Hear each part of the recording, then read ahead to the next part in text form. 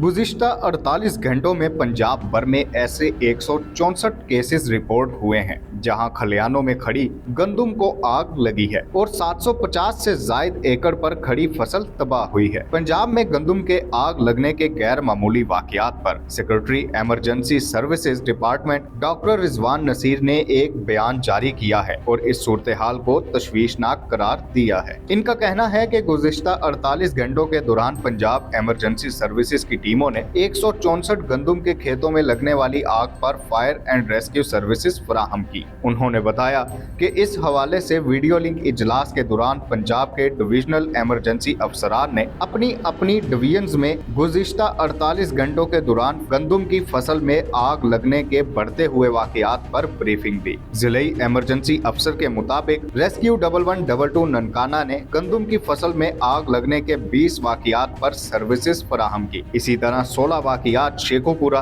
12 डेरा गाजी खान, 11 हाफिजाबाद, 10 खानेवाल और बाकी 95 वाकयात पंजाब के दीगर इजला में रिपोर्ट हुए, जिन पर मुतलका इजला में पंजाब इमरजेंसी सर्विस की फायर एंड रेस्क्यू टीमों ने सर्विसेज फराहम की। इन 164 आग के वाकयात के दौरान तकरीबन 750 एकड़ रकबे पर खड़ी गंदुम की फसल मुतासिर हुई, जबकि हजारों एकड़ फसल को बरवक्त रेस्क्यू सर्विसेज से महफूज बनाया गया। डॉक्टर रिजवान नसीर कहते हैं कि आग लगने की बहुत सारी वजूहात हैं। एक तो फसल तैयार और खुश्क है, जिसकी वजह से फौरी सूरत हाल संभालना मुश्किल है। गंदुम की फसल में आग से बचाव के लिए खेतों के इर्द गिर्द फायर ब्रेक्स बनाई जानी चाहिए और फसल की बाकियात को आग लगाने से गुरेज करना चाहिए।